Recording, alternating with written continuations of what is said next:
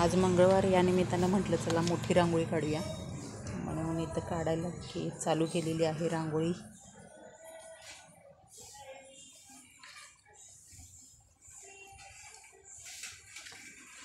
Bye bye bye.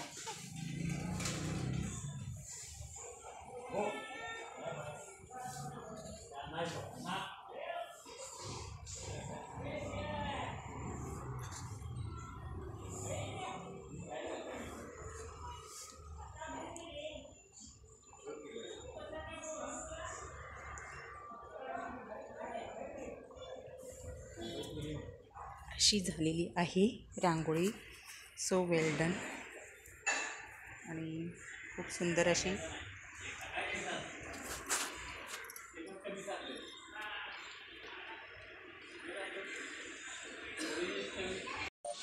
Good morning सगळ्या YouTube फॅमिलीला. आणि सकाळची सुरुवात झालेली आहे. मस्तपैकी इथं भाजी तळलीत मी. आता जरा भूक लागली होती, अजून जेवण व्हायला उशीर होता, म्हटलं मस्त भजी करू. आणि इथं कुकर लावलेला आहे, कुकर लावून घेतला आहे. भाजी मेथीची करणार आहे, म्हणजे दिवसभर होऊन जाईल. 2 पेंड्या आहेत त्या. आणि देवपूजा, रांगोळी. तिथं सिद्धी अभ्यास करते. सिद्धेश त्याचे कपडे वगैरे धुवायला वरती गेलेला आहे. आता तुम्ही म्हणाल की मुलगा काम करतोय, हे करतोय, ते करतोय. आता त्याला काही गोष्टी स्वतः करायला आवडतात पहिल्यापासून. आणि इतरांसारखं असं हे करायला आवडत नाही. म्हणजे मुलांनी हे केलं नाही पाहिजे, ते केलं नाही पाहिजे. थोडासा तो आपल्या म्हणजे घरच्या स्त्रियांना पण काय त्रास होतोय हे समजून तो सगळं करत असतोय. थोडंसं मदत करत असतोय. आम्हाला ज्या वेळेला नाही जमेल त्यावेळेला तो करत असतोय, कारण बघतोय तो लोड होते. आणि खरंच आपल्या आईला मदत केली पाहिजे मुलांनी पण, असं नाही घरात. आणि सगळ्या मुलांनी आपल्या आईला मदत करावी. आणि चला आज जरा उशीरच झाला ब्लॉग चालू करायला. देवपूजा आणि सगळं आवरल्यानंतर मग घेतलेला आहे मोबाईल हातात. आणि संध्याकाळी विशेष काही पाहायला मिळणार आहे. आणि हे करा, वाट बघा संध्याकाळच्या ब्लॉगची, संध्याकाळच्या व्हिडिओची वाट बघा. खूप स्पेशल होणार आहे. एका नवीन मैत्रिणीची ओळख होईल. चला, तर भाकरी चालू आहे माझ्या करायच्या. आणि मस्त गरम गरम मेथी निवडून देतोय सुदेश. आणि त्याचं पण कामाचं प्रोसेसमध्ये आहे चालू. आणि थोडंसं मोठं काही गोष्टी असतात त्या स्लोमध्ये झालेल्याच बऱ्या असतात. घाई करून चालत नाही, कारण आम्हाला काही 10 मुलं नाही आहे, एकटाच आहे. त्याच्यामुळे हळू करतो आहे आम्ही, त्याचं पण जसं होईल तसं. आणि तब्येत पण महत्त्वाची आहे. सगळं सांभाळून करणार जे काही करायचं ते. सिद्धेश हे ठरलेले आहे शेड्यूल. सकाळी उठलं की पहिला जिमला जाणं, जिमवरून आलं की पहिला दारातलं धुणं, असं चालू असते त्याचं. आणि काही मला मदत लागली तर ते करणं. आणि त्याचे पप्पा कसे कामावर गेले की काही गोष्टी घरात आणून घेणं, करणं, बँकेचे वगैरे व्यवहार करणं, हे सगळं तो बघत होता. आणि कसं भरपूर सपोर्ट त्याचा पण होत होता मला, कारण बाहेरचं कोणालाही सांगायची गरज पडली नाही मला. आणि त्याचा सपोर्ट मला म्हणजे होत होता त्या गोष्टीत, सगळ्याच गोष्टीत म्हणजे मदत काही गोष्टींची. आणि मुलात बिघडली होती, तब्येत बिघडली होती, त्यावेळेला दोघांनी पण व्यवस्थित केअर केली. हे ड्युटीवर ह्यांना नवरात्रीत बंदोबस्त होता अंबाबाईच्या इथं. कसं असतं बघा, कधी कधी आपले जवळचेही येत नाहीत लवकर, पण आहे ते. आणि आपली काळजी आपण व्यवस्थित घेऊन राहिलं की मस्त आपला परिवार आपण व्यवस्थित सांभाळून राहायचं. निघाली इथं साईबाबा मंदिर आहे बाजूला, नंतर जाताना दाखवते. आता निघाले आता. विशेष आहे बघा ब्लॉग. अनु कशी काय तयारी? छान. आणि आलेलो आहोत आम्ही अनुच्या घरी. आणि मस्त तिनं तयारी चालू आहे. किती वाजल्यापासून चालू आहे तुझं? चालू आहे काय? हा हा ना. मस्त तिनं पावभाजीचा बेत केला. लाईट गेले त्यामुळे तुम्हाला दिसणार नाही. आणि फुल तयारीत लागलेली आहे ती. सगळ्याजणी येणार म्हटल्यावर. आणि हां आम्ही खाल्ल्यानंतर तुम्हाला टेस्ट करणारच. हा गुंतून तर राहते, नाहीतर कसं तो मोठा असं ठेवलेलं आहे तिनं घर. आणि खूप छान घेण्यासारखं आहे. अशा मुली आहेत आमच्या क्लबमध्ये. एकीचं एक बघून का असेना प्रत्येकजण एकमेकीचं बघून शिकलेत. मार्गदर्शन एकमेकीला असतं. कोणी चांगलं घेतं, कोणी वाईट घेतं. आणि इकडं आहे अनुची पाठची घराची बाजू जी. मस्त परात भरून पाव.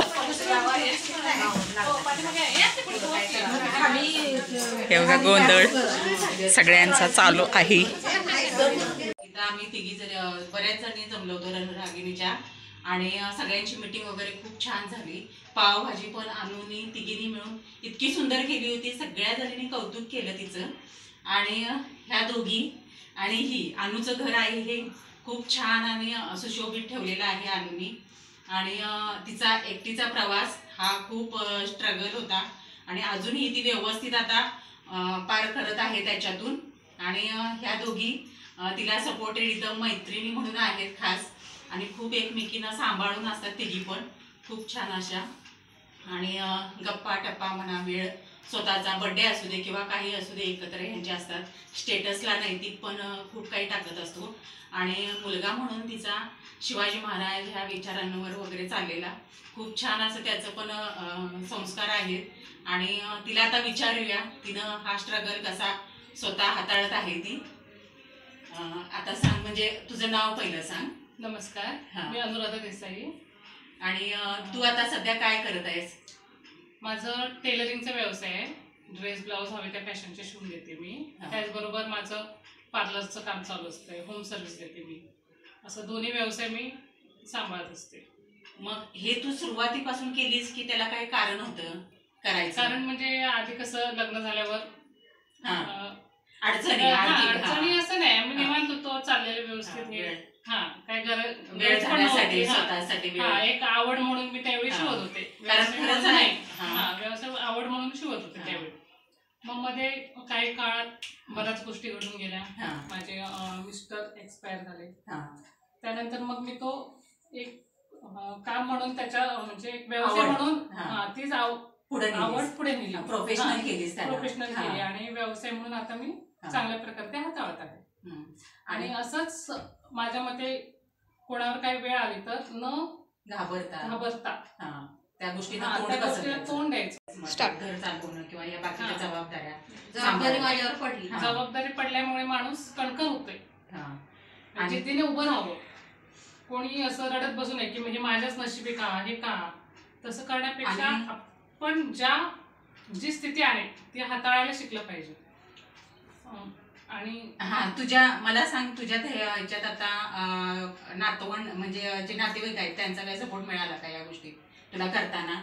मला म्हणजे आई वडील तर आहेतच माझ्या पाठीशी. पण माझे इथे नातेवाईक आहेत, मिस्टरांचे मामा मामी, काय माझ्या सपोर्ट असतो त्यांचा. आणि असं समजू नका की प्रत्येकाच्या मागे नातेवाईक वगैरे असतात. आता हिचं भाग्य मोठं की नातेवाईक तिच्या पाठीशी होते सगळे. आणि एक स्त्रीच्या पाठीमागे असं नातेवाईक पण नसतात. आणि ती स्वतः मला ते काय सपोर्ट करतात की तू कर, हे चांगलं आहे. आणि कुठली माझ्या पायावर उभी आहे. म्हणजे त्याने असं हे करून ठेवलेलं नाही की तू हे करू नको, असं नाही.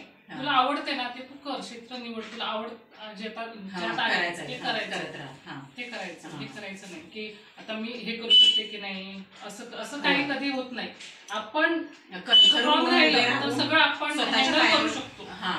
स्वतःच्या पायावर उभं राहून करू शकतो. आता नैतिक किती वर्षाचा होता त्यावेळेला?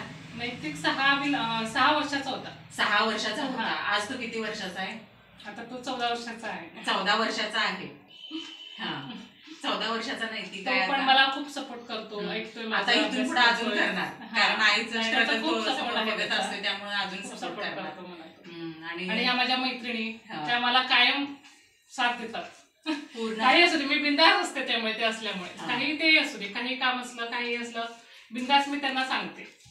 आणि म्हणजे एवढा सपोर्ट असतो त्यांचा की त्यामुळे मला आधार वाटतो. मला बरं नसेल काय नसेल त्या पाठीचे असतात. हा जवळ आजार असेल, जेवण डबा देण्यापासून सगळं चालू एवढे हे करतात.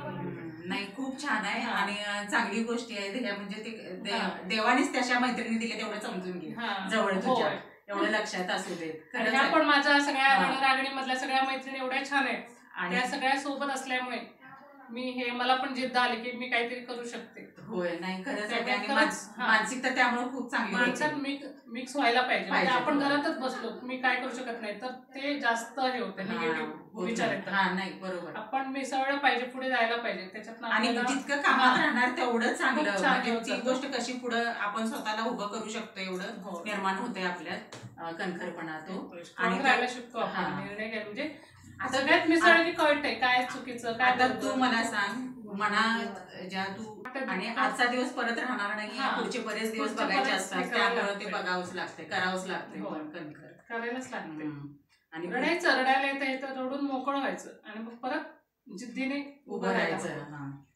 गरज असते. छान, आम्हाला पण तुझा आदर्श आहे आणि खूप बरं वाटते. आणि सगळ्या मैत्रिणी खूप छान मिळाल्या आणि इथून पुढे तू छान छान अशीच स्ट्रगल न होता आता तुझं खूप छान सुखाचं समाधानाचं आयुष्य जाऊ दे ही प्रार्थना आहे अंबाबाईच्या चरणी.